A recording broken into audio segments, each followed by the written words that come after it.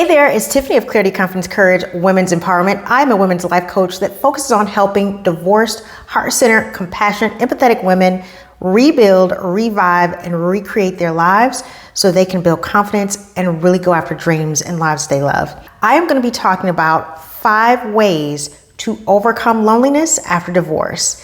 Now, before we jump into this content, make sure you share, like, and subscribe, and let other women know about this channel so that they can start building lives that they absolutely love. All right, let's jump into this content. Now, the reason I wanted to make this video is because, of course, a lot of women go through feelings of loneliness after they get a divorce, after they have left their marriage, and it can be, immediately after the marriage, and it can be years after the marriage. You never know. So I wanted to talk about this concept of loneliness. Ironically, when I was married, I actually was really, really lonely inside of my marriage. And I bring that up because you don't have to be physically alone to feel alone. Loneliness is an emotion. So you could be in a crowd of people and feel lonely. You could be married and feel lonely. You can be in a relationship and feel lonely. And you can be alone physically and feel lonely, because loneliness is a feeling, and it really is not necessarily always tied to being around people. To me, loneliness means when you feel lonely, you are lonely emotionally. You feel a sense of loneliness. And more importantly, what I have come to realize is that in life, when you are feeling lonely, it's not necessarily that you're not around people. It's that you may not be around people or a person that you feel deeply connected to, or that you feel like you can be your authentic self with. And when you get a divorce, it can sometimes feel even worse, because now not only are you physically alone, you may be emotionally alone because you no longer have friends or family or anyone that you're connected to that you can have conversations with, that you can talk to. So I want to talk about 5 ways that you can really get past that sense, that feeling of loneliness, and start to physically connect with people that make you feel less lonely. So the first step to get over feelings of loneliness after divorce is, number 1, reflection. This is the point where you get a divorce and you really reflect on why you feel lonely, because it's not about the divorce. It's about a feeling of disconnection. And I want you to really sit down and write out, sit in that feeling of loneliness. Why do I feel lonely? What does this mean, this feeling of loneliness? What do I feel? Am I feeling sadness? Am I feeling frustration? Do I feel isolated? When I feel this feeling of loneliness, is it a sense of depression? What does the loneliness feel like? Or is it that I don't know if this is loneliness? Maybe it's because I have not lived alone since I was, X age, 20 years old or 30 years old or 40 or whatever age you are now that you're divorced. I haven't lived alone in 10 years, so I'm accustomed to at least having someone in the house, even if it was a bad marriage. So you need to really reflect, self-reflect, and ask yourself, what is it that I'm really feeling? And if it's loneliness, why do I feel lonely? Is it lonely because I want to get back with my ex? Is it lonely because I don't have any friends? Is it lonely because I emotionally don't feel like I know how to connect with other people? Is it because I can't be vulnerable? I don't have anyone that I can share my feelings with? What does it mean for you, that loneliness sensation? Because you need to sit in it, and it's okay to feel your feelings. Sit in the loneliness and reflect onto what it actually means for you. Now, the next step, when you connect and you self-reflect with yourself and you start building up self-awareness as to where this loneliness stems from, it may be good to involve a professional. So this is step 2, connecting with a therapist or counselor to really understand where this loneliness comes from. I know so many women, the loneliness did not start with the divorce. The loneliness, they've been lonely in their marriage. They were lonely before they were married. They've been lonely since childhood. So sometimes the loneliness isn't about the divorce. It's about other things, other emotional things that you are feeling and may have been feeling for a long period of time, but you never expressed it. You never had anyone to talk to. And you thought maybe getting married would resolve those loneliness feelings, and it didn't. It just perpetuated. You were just lonely inside of a marriage. So the second step is to talk to a therapist or a counselor to really dig into where are these feelings of loneliness comes from. Because let's be honest, we're surrounded by humans all the time. If you go to the grocery store, you're surrounded by humans. If you go to, some event or a festival, you're surrounded by humans. You're not physically alone. So why do you feel alone? And those are questions that talking to a professional or a therapist can really help. And if you don't have a therapist, I have an affiliate partner, onlinetherapy.com. The link is in the description below. Check them out and see if maybe now is the time to start talking to your therapist about where these deep feelings of loneliness may be coming from or what they may be attached to from your past.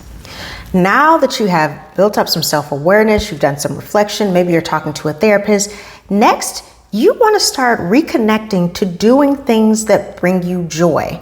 Because here's the thing. When you are able to do the self-awareness and connect to, well, why am I lonely? What are some things I really love to do that maybe I gave up during the marriage, that maybe I had to sacrifice? Is it pottery? Is it plants? Is it art? Is it singing? Is it dancing? Is it, taking a Zumba class? Is it fitness? Is it reading books? Like, what is it that you enjoy doing? Because it's time to get back to those hobbies and interests that you enjoy. And here's the reason why that's important. When you lose yourself within something that you love, you're 9 times out of 10 going to meet other people that love the same thing. So for example, if you love art and you say, I'm going to take an art class because I really love doing art. It was something that I used to do a lot and I don't do it anymore. Guess what? You're going to meet other people in that art class. And guess what? They're probably going to be just like you, other people who love art, who love talking about art, who love sketching or painting or whatever type of artwork you do. Now, it's going to decrease your loneliness because you're connecting to people who get you, who get a part of you on a soul level. Or you're a person who loves plants and you take a horticulture class. You talk about plants and botanicals, and guess what? You're going to meet people that's just as passionate about plants as you are. And it's going to make you feel less lonely because for the first time, you're like, wow, there are people out here who get me, who understand this part of me, this passion that I have. And again, I'm just giving examples, but it is whatever you're passionate about. There's someone out there who's just as passionate about it. Connect with them. And I promise you, your feeling of loneliness is going to decrease because that soul part of you, that deep sense of awareness part of you, is going to find another soul that you get and understand and that gets and understands you on that level. And that leads me to number 4. Get involved with groups, reconnect with old friends or family members that you haven't talked to. Physically reach out to people. It may be people that you were really close to, but then you got married and you guys lost touch. Or maybe it was people that really, brought a lot of positivity to your life through different organizations that you were involved in, but you no longer even go to those organizations anymore. Reconnect with those organizations. Maybe it's a volunteer group. You love giving back. Trust me, when you give to others, you don't have time to think about feelings of loneliness because your brain is too connected to this idea of giving back to someone less fortunate. So that is another way to decrease feelings of loneliness. And the 5th and final way to feel less lonely, review your goals. What do you want in this life? You need to get really crystal clear on what your goals are. What do you want to achieve? What is the next thing for you? Whether it's the 6-month goal, the 1-year goal, the 3-year goal, what do you see in your future? What is your vision life? If you are working on that goal, it's going to take up time. And 9 times out of 10, if you're working on a goal that is going to move you further, you're going to reach out to groups, whether it be professional groups or organizations that will help you. Heck, a coach. Hello. That is what I do with women. When I'm coaching them, I'm helping them to get clear on the vision and then helping them to map milestones to hit in order to get closer to that vision, to that goal. And then it helps you build up a sense of self-esteem and confidence in seeing yourself accomplish something. And part of the unloneliness is all the people that you meet on that road, all the people that you meet on your journey towards achieving your goals. And it's amazing because those are the people you want to meet. If you have a goal to build a business and you start joining business groups and you start networking and you start talking to people, accountability partners, coaches, they are all on your path and they all connect deeply with what you're passionate about. So there is no way that you're going to feel lonely, because it's going to propel you into a network of people that get you, because they are on the same path towards the vision, towards the goal, towards that achievement that you deeply desire. So that's it for me. Those are the 5 ways that you can start working towards overcoming loneliness after divorce. Because ladies, the truth is loneliness is an emotion, but it is an emotion that can be changed. And it can be changed by being intentional about recognizing what it feels like, the reason why you're feeling it, connecting with professionals to help you get through it, coaching, getting involved again, being interested in your hobbies and your interests again. And that's the beginning of recreating your life. So I hope you enjoyed the video. Make sure you share, like, and subscribe. And also make sure you get your free gift. The link is in the description. It's my Empowered Boundaries workbook. You're going to love it. It's all about how to begin creating meaningful boundaries in your life, in your schedule, and being completely protective of your time. So that link is in the description. I hope you enjoyed the video, and I'll be talking to you soon. Bye.